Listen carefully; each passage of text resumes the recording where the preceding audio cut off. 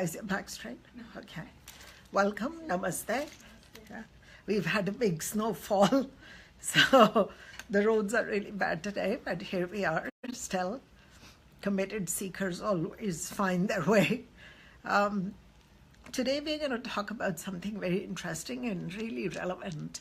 It's about, in these new times in the world today, how do we create the best life possible?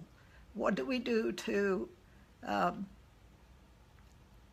make our life effortless, easy, smart, brilliant, and harmonious? So we come to one realization that all of us have been seeking, and we've been looking for ways. We've been looking for better ways, good ways, right ways. We've been wanting ways that'll take us out of something where we feel we've been locked into or caged or just basically caught or trapped. And then we've been looking into ways that'll give us more freedom, give us more liberty. So as much as we want things in our life, one thing that we all want is freedom, to create the way we want to live, to create the life that we want to experience. And that seems to have been really, really hard because there's so many ways and thousands of techniques and 5,000 years of conscious evolution for human beings. And we still are looking for the fastest and the best ways. So that brings us to 2017 and the realizations for this day, like now, this time. Myself, I've been seeking for easier life. It can't be so hard. We have to find ways, I believed, to get out of the pain and suffering. Only then we can start to create with freedom. Because if we're trapped in some kind of emotional stress or trauma, it's impossible to create the life you want. So how do we release that? And how do we access this higher knowledge? How do we connect to the other dimensions? So more than ever, today it's become really possible. And the techniques are really, really simple too. They're not long-drawn techniques, practices, whether it be spiritual, mental, or emotional practices. It's just become easy. So as I seek myself, I come into realization that we have a built-in system. All human beings have a built-in system, a brilliant system, mechanism, one may say, that's into our bodies. Our human body contains a system.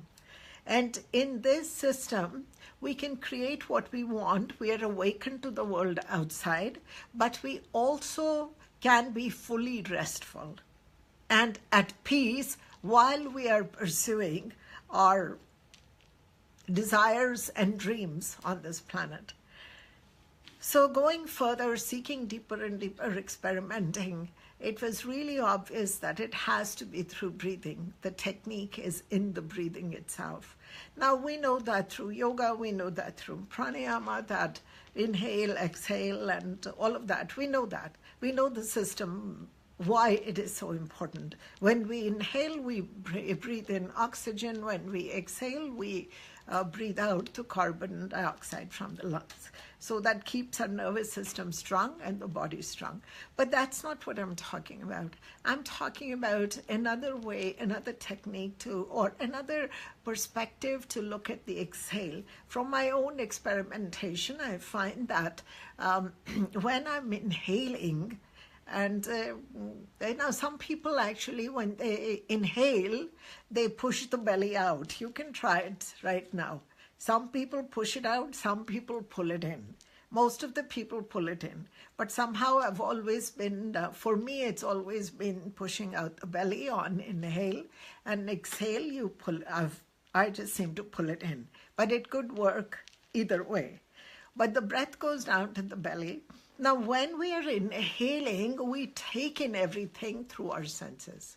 So we take in the world. We see the world. We feel the world.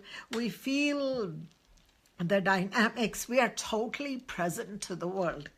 So this means we are present to our pain, we are present to our all situations, whatever is happening to us. We feel it at the fullest level when you're inhaling. And you can experiment that. It's really interesting. So you're experiencing everything that's in the world on your inhale.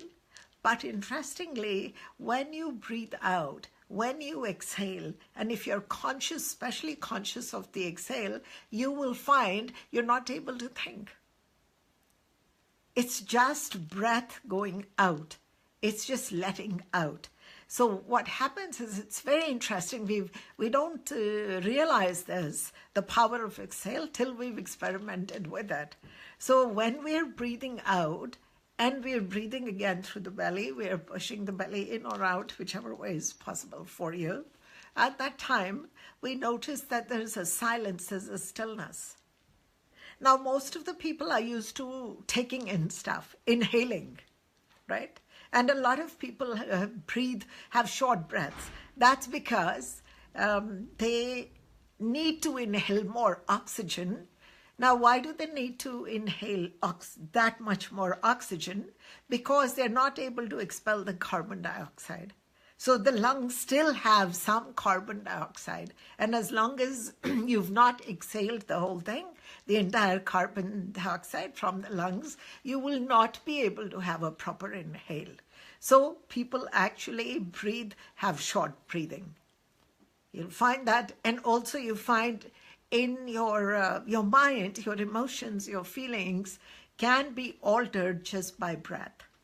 We've noticed that. Take a deep breath, But then most of the people are trying to take in the world, absorb the world. So they have a very eager inhale. But when it comes to exhale, the exhale is not so conscious. So just try it for yourself and see. So don't try too hard. You're just going to inhale the breath and then keep the mouth closed. Do it through the nostrils, gently through the nostrils. Very light breathing. So you'll fall into it in a moment. Maybe it takes a moment. But do it tender and gently and push the belly or push it in. Whatever's your way. So just notice how active, alert you are when you're inhaling the breath and how quiet it becomes when you're just exhaling. You may have a little trouble or stress when you're exhaling if you're not used to exhaling nicely and deeply. But it's okay. Within a minute, it'll silence. So let's try this. So nostril breathing, gently, lightly, no stress at all.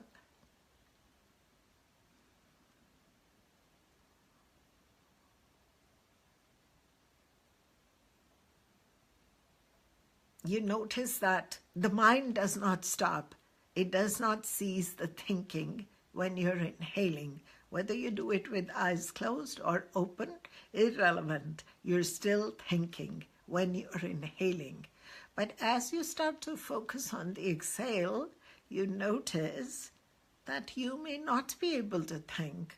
The speed has changed of the thinking, the thoughts. You may try to think, but you may not be naturally thinking. And if the exhale is jerky or short, then just let it go. Just let it flow, and you'll become part of the rhythm.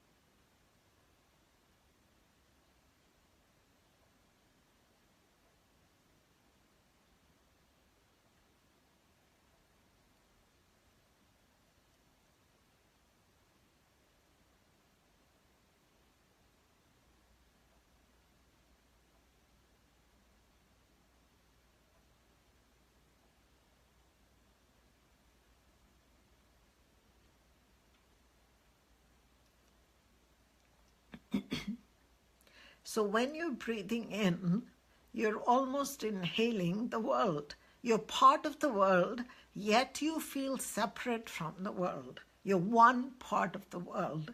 But notice now, when you are exhaling, you don't have that thought or separation. It's almost like you become the world. You may look for the world, but you may not find it because there's no thinking or thought. And the more you connect to the flow of the exhale, there's absolute stillness. There's a peacefulness.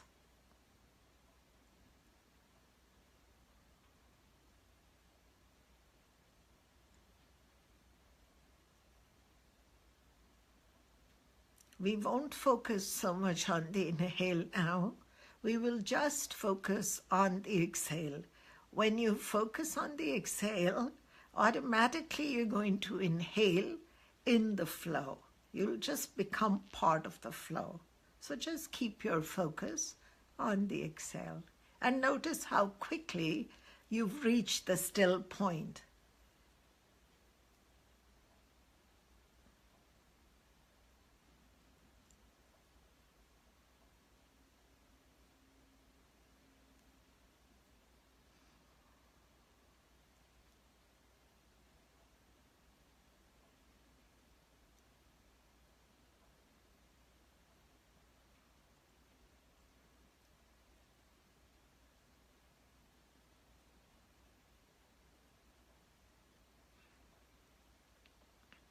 Okay, you can open your eyes. So just experiment, short one. So could you see the difference between the inhale and the exhale? So what happened to our world? Now, when you are inhaling, you're fully aware of the feelings, of what's going on, whether you are tense, you cannot drop the anxiety. You cannot drop the mind when you're inhaling. But the mind does not exist that way as it did in the inhale when you're exhaling. There's nothing to drop because there's nothing there. So for myself, I've been seeking spirituality, spiritual awareness, enlightenment all my life. And always wanted to come, always realized there's got to be the easy way. It doesn't matter whether it's a Buddhist way or Hindu way or Christian way. There's got to be an easy way for humans to just live fully without practices trying to live, right? And in the last 20 years, we've just spent so much time focusing on trying to be better, trying through meditation to give up the stress or to achieve what we want. And trying to achieve gives us extreme, makes us really tense. Because it just, our system starts to get into a rush. And we've had more blood pressure, we've had more anxiety, because as we come into now, if you're not exhaling properly, if we're not breathing properly, then we have carbon dioxide in our lungs and our nervous system will get compromised. When the nervous system gets compromised, our other systems start to feel the effect. So digestive system could go first, allergies, you can't absorb food, you can't absorb a lot of food you were absorbing before, many other things, a lot of allergens in the system. Now, something that Buddha said was very interesting, and which was that meditation is not about stress release. It is about connecting to who you are, remembering who you are. So remembering who we are is not my just past lives. It's not my past parents. It's not my age when I was 14. It's not when I was 13. It's not, I don't think he meant that, remembering that. I think he also meant that there is a collective consciousness. You are connected to the entire universe, the entire mind space. So whether we believe in guides, whether we believe in masters, whether we believe in angels, whether we believe in divine consciousness or gods, it doesn't matter what it is. There's a lot of intelligence beyond us that's in space, in the collective space. Like billions of people have gone through this planet.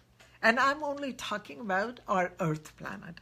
There's so many other planets, galaxies, and universes that we access our intelligence from. You've heard the saying, out of this world, Where did that come from? All of a sudden, an idea comes, boom, nobody on the Earth planet had thought about it before. So there's got to be intelligence that exists. It's not just personal intelligence. It could be from other galaxies, from other universes, from another alien force. It could be anything at all. So what does it mean? Now, we are not tapping into something outside of us. So when we say that there is the world outside, there's the galaxies out there, that means we're all part of it. We're the same properties. We're made up of the same stuff. So we are accessing our own higher self, whether it is 10,000 miles away, or it could be on any other planet, or it is close to us. And this is remembering who we are and remembering that knowledge. So Buddha says that don't waste time trying to be a master when you can, maybe you already are a master. So remember who you are. So, but we didn't understand his words. We didn't understand what Christ meant when he said, I'm the way. We only understand it as to our evolution, from where we've been, from where we can see it, right? Coming back to this exhale, it's very interesting. You've heard another term, which a lot of mystics and sages have used, that if you want to be enlightened, if you want to access the higher dimension, then die to your own self. They didn't mean go commit suicide or kill yourself, destroy yourself. They just said destroy the ego. So a lot of people said destroying the ego is what they meant. Destroying the mind, that is separate mind, is what they meant, right? Die unto yourself so you can live with fullness. Now, when you're doing your inhale and exhale, you will notice when you are inhaling, you're fully alive to the world. But when you are exhaling, that world has died somewhere. So we can experience death. And how many people are curious about dying and death? So many. We fear death. But if we were to do a conscious exhale, we will realize that inhale, we come alive, and then exhale, we die. We go into the resting consciousness. So one is the active consciousness, where we are creating all senses alive. I can see, I can feel, I can do, I can be. But here, it is just a death to all of that I. It's just the flow. So it's really miraculous and really powerful if you can experience death of your own mind, the small mind, every exhale. You're always balanced and you're always fresh. And now what happens is, because you're not carrying the world of the ego or through the I, that personal I, you can comprehend, you can understand a lot better. Because half the time when you breathe, you're breathing all the time, half the time you're in the state of stillness, which is the death state, samadhi state. We can call it the samadhi state. It's the stillest point of consciousness, where everything is accessible. What did Christ say again? Be still and know your God. In the world of stillness, at the highest point of stillness, we are able to access the heavenly or the divine consciousness and the knowledge that exists out there, which is in us, but we can't access it, we can't see it, we can't remember it, we can't experience it, right? So this is a very interesting point to me about dying to the mind, dying to the self. And we are automatically doing that all the time. And this is the system of breathing that keeps us alive. How smart. So human beings, yes, of course, they're the most innovative.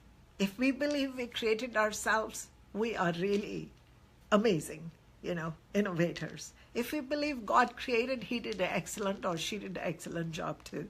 Because there's a built-in system for you always to be at peace, always to be in harmony, and always be one with the whole universe. So there's this separation. The I rises up beautifully, and then the I dies into not just the we, it just dies at the mental level, emotional level. Again, experimenting a lot with this, we realize that your world doesn't become small if you start to focus on the exhale. Rather, it gets very large, and all of a sudden, there's depth to you. There's meaning to you. You feel meaningful, not because you got something, not because you learned knowledge, not because you got more information, but there is meaning because you start to breathe and live fully. It's really got to be tried. It's not intellectual exercise. It is just got to be experienced. So if you do it for a week, if you do it for one day, you will say, or 2 days, what is happening to my dream states? What is happening? Something has shifted in me. Something has changed in me, right? Because there's a settlement. You've settled in your being. You're not just up, jumping into the mind up and down, and then trying to settle. So it's not a sleeping state. It's an awake state, but it's a resting consciousness where you've become the world. You're not just one with the world, you've become the world. You can't think of the world, so you are the world. But you can only think of something when you're not part of it. You're looking at something else. So I want to be one with that. I want to be at peace. That means peace is not in you. It is still out there. You want it, right? But when you can't think of anything, and this wholesomeness and this restfulness in this day and age, when we have so much chaos, what is the easiest way to come to our stillest point? Again, as Gandhi said, when we change ourselves, the world will change. We will not change it. We will not change the world. The world will change as we change ourselves. So it doesn't matter which leader, Nelson Mandela, it doesn't matter. They have followed this, that when they create the restfulness state within, they're able to do something very large, something that they have this deep yearning for. We say that there are 2 days that you must remember.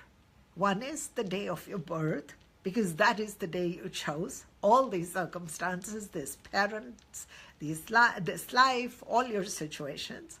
And the second day is when you find out why you were born. What was your purpose?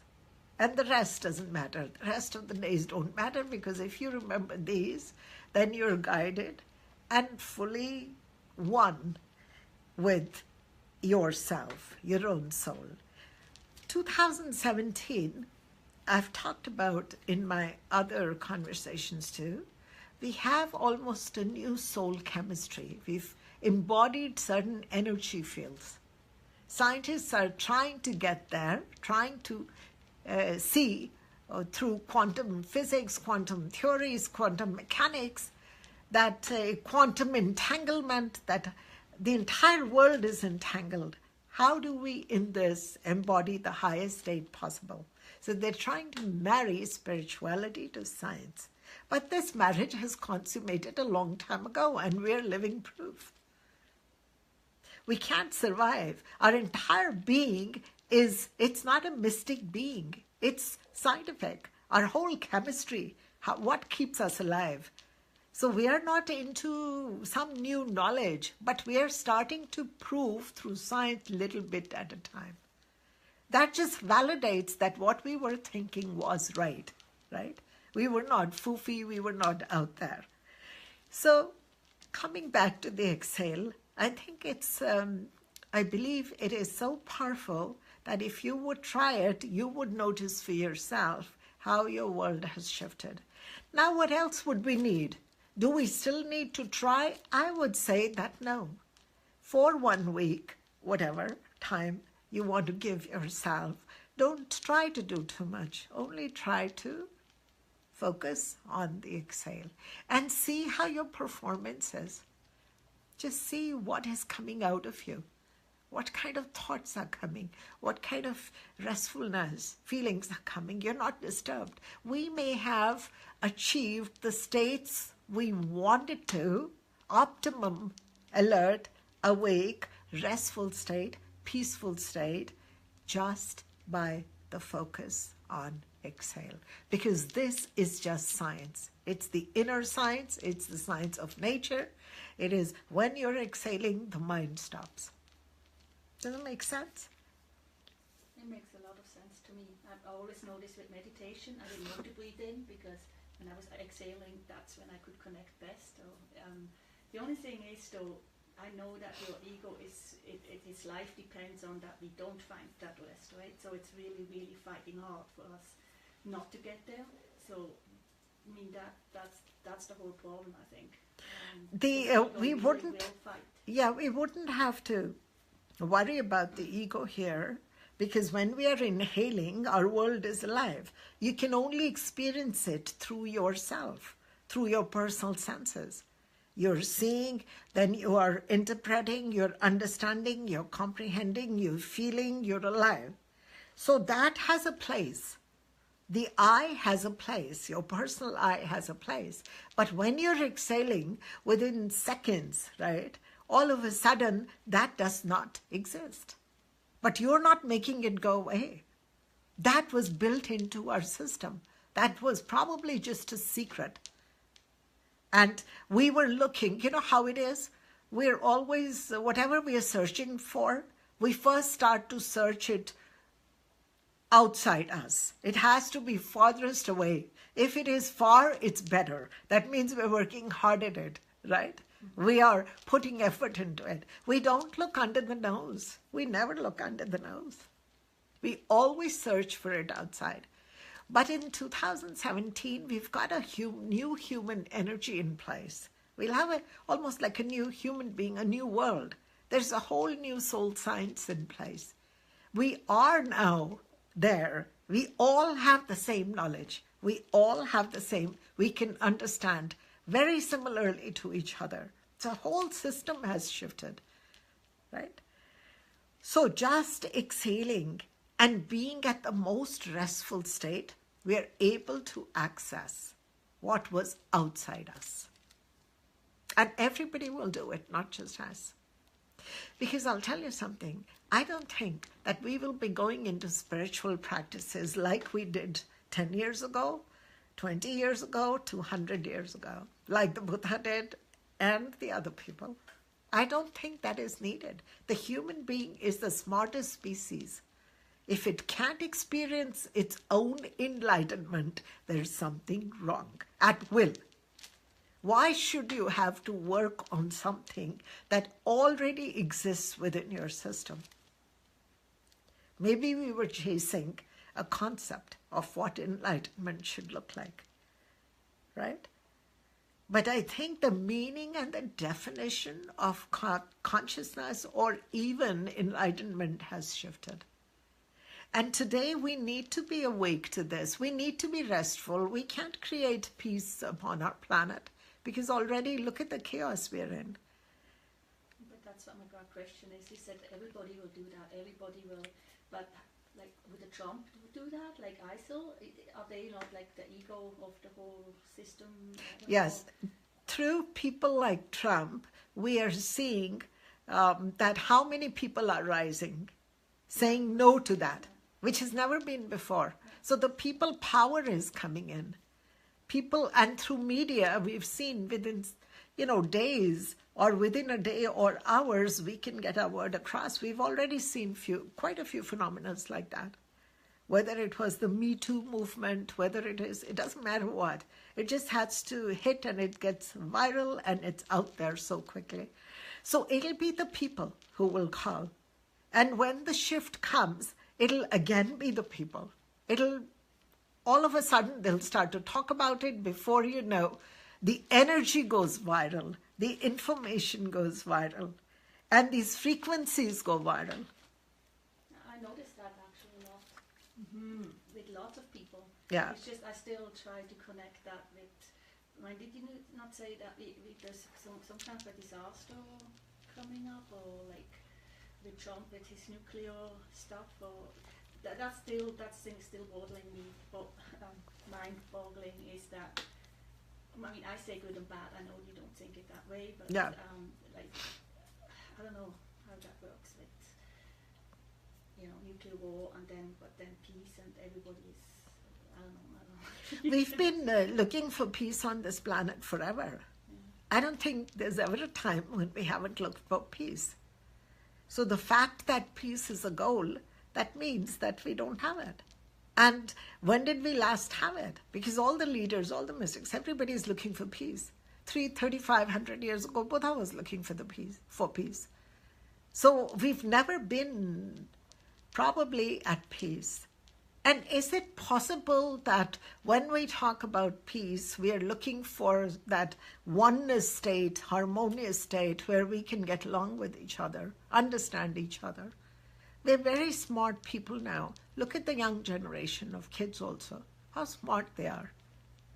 I guess, though, what I feel like I'm hearing also, and I feel it a little bit too, is that we've also never been able to destroy ourselves as much as we can now.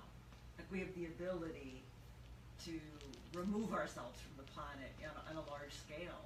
So, peace feels more important. Yes. Because the destruction can be so total. Yeah. Right? Like, it's not just now one country can do that. Like, the war will never just be over there, if it goes nuclear, right? Yeah. Or like, and there's that fear that spreads as fast as a movement. Yes, it is, and we're already seeing also through climate change. Look at what's happening to the world.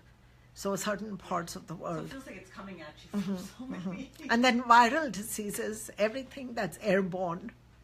So that could hit at a different level. So we are really smart, but also we have created dangers. There's many dangers. At a push or press of a button, we can damage a lot of things. Even people power can damage. Sometimes, have you noticed now that people are getting stronger and stronger? So it's not just one politician. So another 10 years, imagine the people power. But what if the people at some point make wrong decisions? They become the judge and jury these days. They're not even waiting for things to go to court.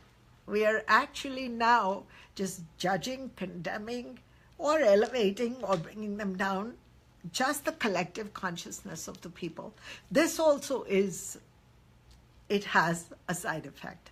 I guess that's why the peace does feel like a goal now. Yes. Because the world feels so chaotic.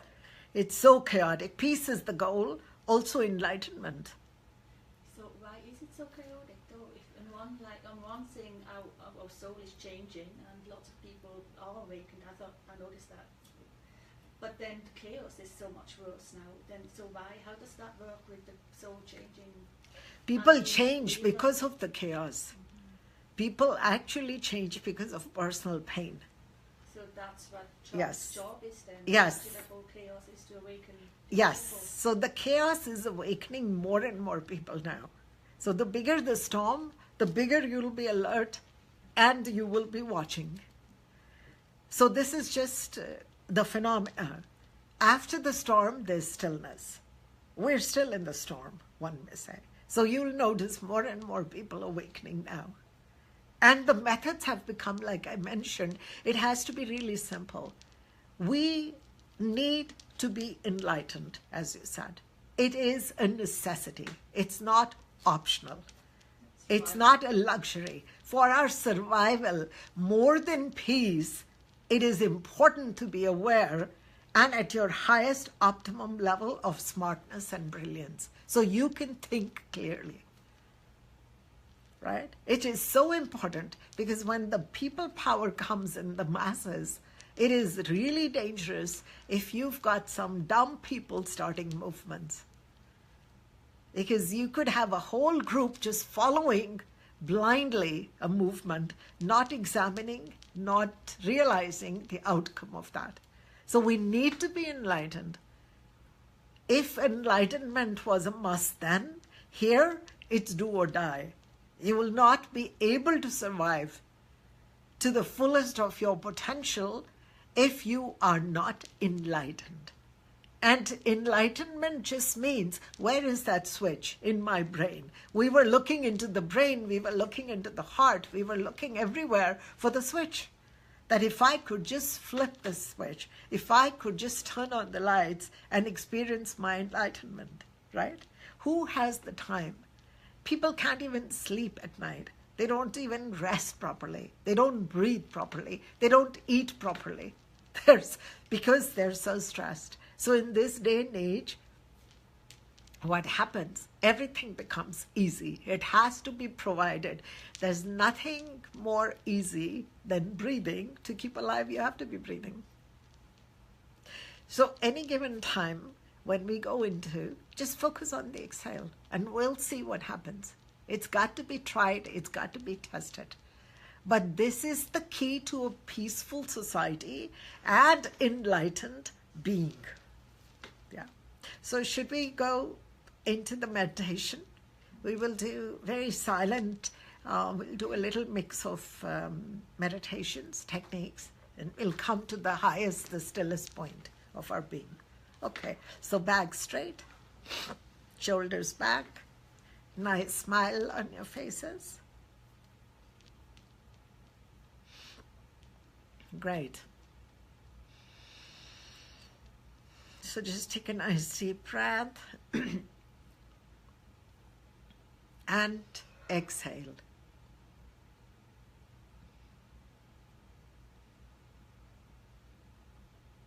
Notice the belly. Keep your focus on the belly. Just notice during the inhale, is the belly pushing out or pulling in? Whichever way you want to breathe, it's absolutely fine, but just become aware. Mouth is closed. We'll breathe noiselessly, lightly through the nose. Very light breathing.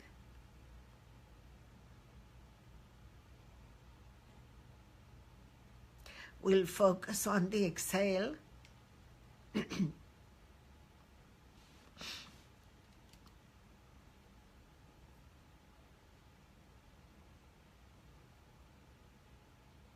And you can experience when you're inhaling, you're fully alive to the world. When you're exhaling, the world has disappeared because you have become the world. So do it with a lot of enjoyment, curiosity.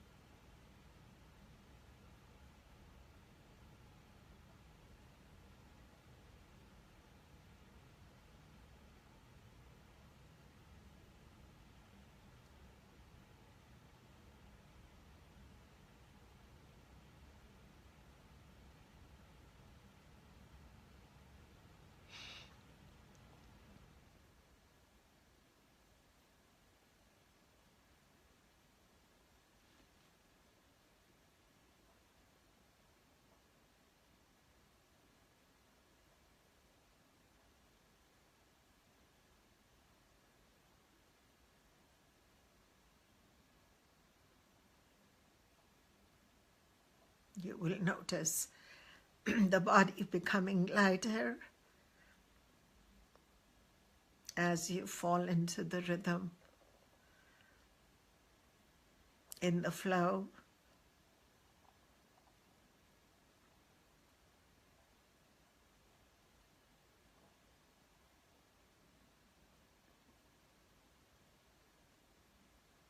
You are enjoying your inner and outer worlds.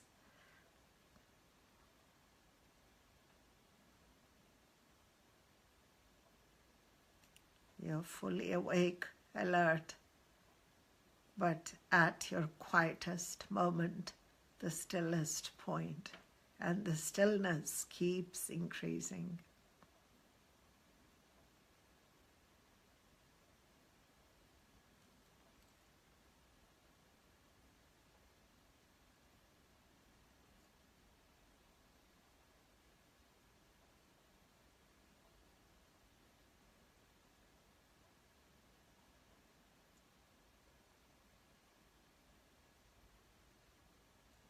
Intermittently, you will experience your state of samadhi, where you are awake in the world, also the world.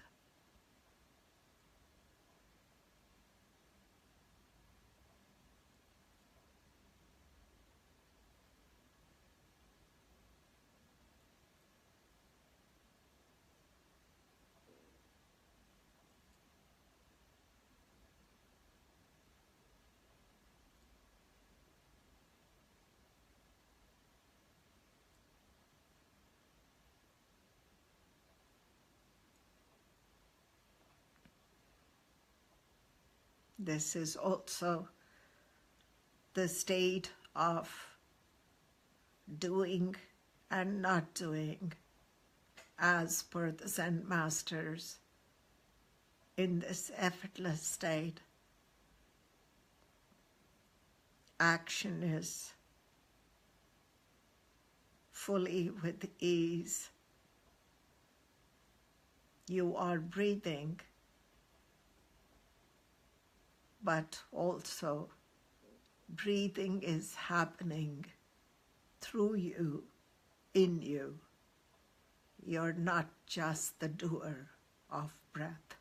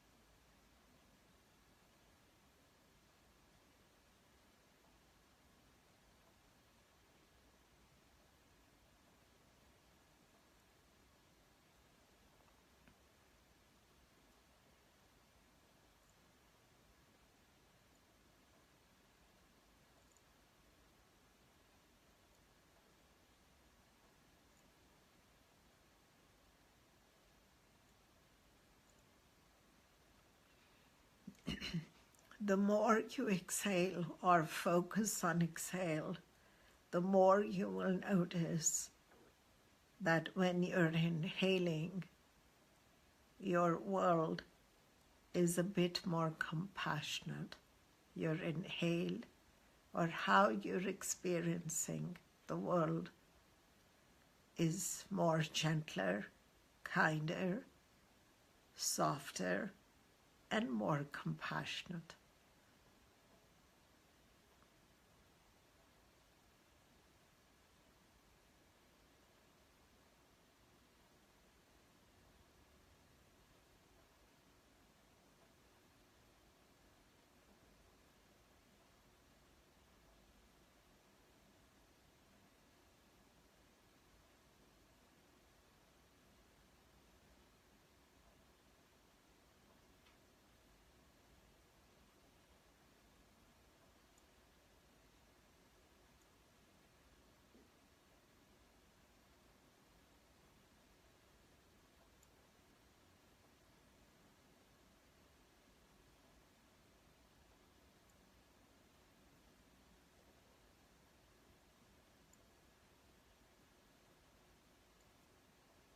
Notice the difference in your being, your body, the lightness in the mind.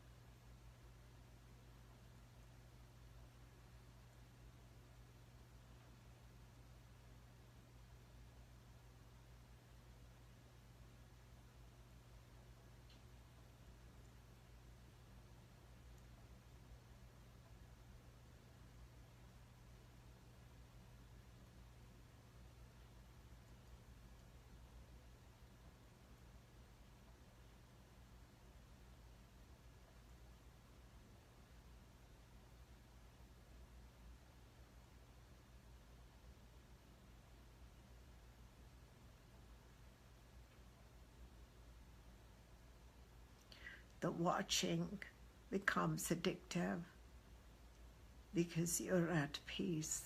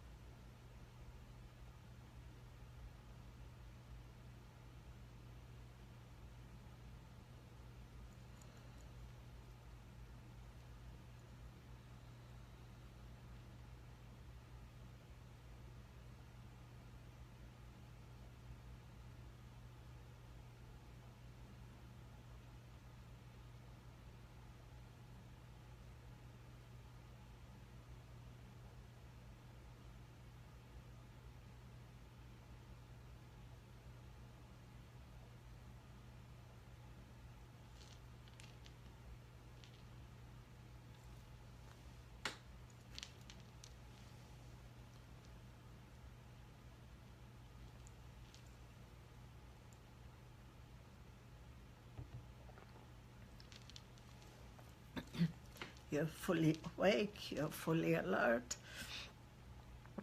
you're totally restful, rested, still. Nobody can shake you off your grounding, push you into anxiety or stress, rob you of your peace and mental quiet.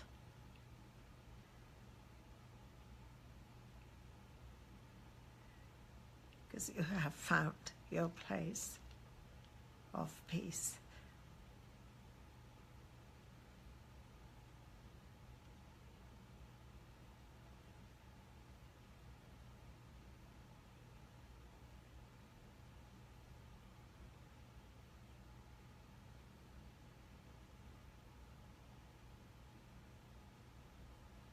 If you want any time, you can open your eyes and you will still experience this restful state. This is the resting consciousness. This is how you go to sleep at night. And whenever during the day you're aware, focus on the exhale. Dying unto yourself, being still.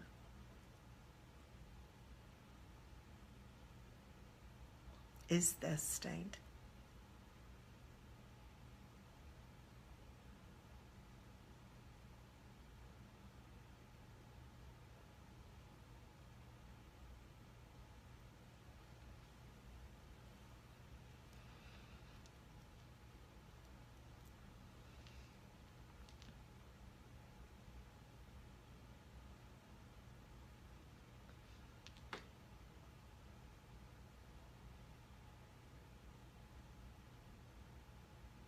So how is it?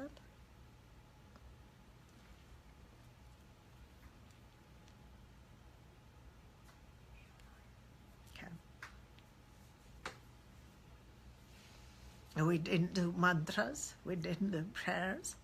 We simply went into ourselves and simply used our mind, our focus, to watch the exhale. That's all we did. It was good.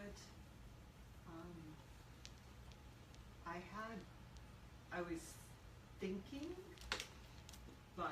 or I would say I had thoughts, but there was nothing to them. It was like TV on mute or something. Like there was no connection to it. So I wasn't blank. Yes. But I wasn't Yeah. hooked onto anything at all, and I didn't follow a thought at all. And it didn't, there was no emotional reaction to anything I was thinking. But it was just like watching a series of images. That's how my thoughts felt today. So the world was going on. Yeah.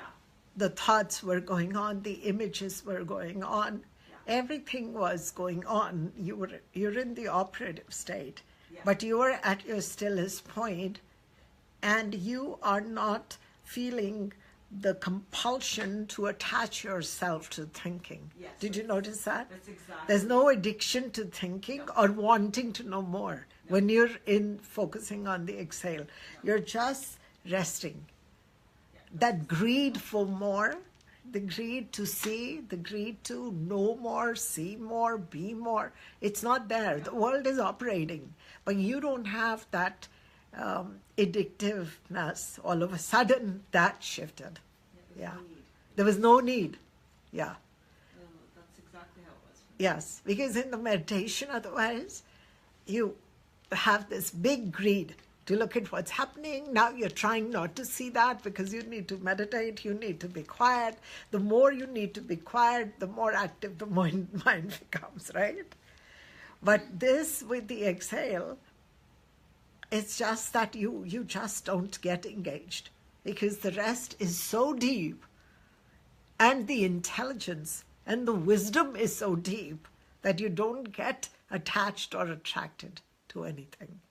And then in your active state, you can perform lot more quality because you've rested so well, you're rested. So you're pulling information and wisdom and intelligence from much deeper sources within yourself and out there. Yeah. And right now, the nice part is we have so many channels of information right now that weren't there before. So we have a lot more levels of intelligence, and we can actually access all those words just being at the stillest point. So now we understand what Christ said, what Buddha said, what the mystic said. And now we can understand how bright the human body is, how brilliant it is, and it's always been there, but we never understood. We're looking at science to make us understand. We're looking at all other aspects to make us understand life. But yet it is the life force, it's the life-giving, and we are the creators, and we're basically, how could we have such a brilliant organism, the physical organism, that's working millions of functions inside just to be alive and not have that kind of intelligence, right? So now it makes sense that the mechanism was always inside us. And they showed us how to create, this is the creative state, this is the resting state, hand in hand, right? So like light and darkness, and day and night. So you've got all the states within, but you have full control of all of these states when you're in the restful exhale. So we will experiment with this for the next week. Definitely at night when you go to sleep. Just go into it. It becomes so addictive that you may notice you don't want to speak too much or engage too much, which is fine because you're fine-tuning your senses too. You're changing the quality. You're going to change the quality of the mind. And I don't know if you notice that there was a kindness after a while or softness in your body and being. That softness, that kindness is what the Buddha talked about as compassion. Compassion is not just love. It is just that restfulness. And that state of oneness. So what did he do when he experienced it within himself? He shared it. He shared it, right? So here we are. Nothing outside of us, just back to ourselves, and we're going to see what happens when we focus on the exhale. How do we manifest our being and our world by focusing on the exhale? We've all tried the inhale. Now we will try the exhale. So anything else that we need to? How was your experience? I really get what you said, that we don't think it's important. I get that part. Yes. However, for me it's very hard to get out of it. Like I just feel like I need to curl up and go to sleep. Which in lately, I don't know why, there's really too much. Yes, tumultuous. Yeah, inside, and I feel like I'm walking around like a zombie. I don't want to wake up. I like that state to be in, but I'm not getting anything done. Like it's just, I don't know, it's just somehow it's all exploding like you opened a can of worms. Yeah. It's weird. So I think I've got part of it down, but yes, I'm not sure how going back to life. Yes. That part. Actually, just if you got part of it down, then use the part that you got. Just use that rather than finding answers for everything. Just notice this and see what the comeback is. But you still have to function in life, don't you? You will. She's having a hard time coming out of the state. I'm having a real hard time to back life. Like yes. I can't deal with things in okay. life now. Yeah. Or, yeah. You know, it's weird. And yeah. It is overwhelming. And you're probably a very sensitive soul. So you're probably very sensitive. So you're feeling a lot of the outside burden in you too. So your personal plus everything else. A lot of souls actually are feeling that and getting overwhelmed. So it could be a bit of that collective consciousness that's... So just try the exhale. Let's do this. And let's see what next week brings for us. See what happens. Are you sleeping better? The more you sleep better, the less tired you'll be. And the more rested you are during the day, the more alert you will be. Yeah. So let's try this. Yeah, it is. It's just brilliant. And you can almost you giggle and oh, wow, yeah, we've been waiting for this and it's so simple. When you tell people it's simple, they want difficult, they want complex, because they feel they want to achieve something and it has to be worth it if you work hard at it. But when it comes to enlightenment, there is no effort. It actually moves us farther away. Yeah. But you see, it's so much in our society, no pain, no gain. No pain, no gain. Yeah, so keep going. Yes. You have to work hard. Yes. Nothing can come. Yes. Otherwise it's not Yes, we can certainly create workshops and charge a lot of money just for this knowledge to Yeah. introduce this, because there's nothing to learn. It's just do more, and you will do more when you in a restful state.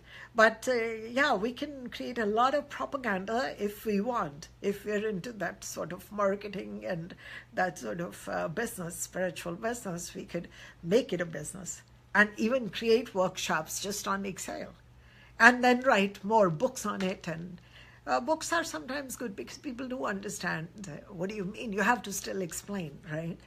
But I think it's simpler than, we don't have that kind of time now. We don't have that kind of focus. So because the speed, time, and space has changed, it's affected everything.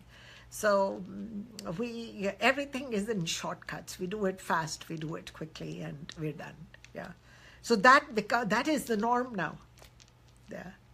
Short sleeps, short, everything is just small amounts. If you eat small amounts, it's better for the body. It's, everything is just in short, simple, short. So let us try this. We'll be back next week and experiment and do more.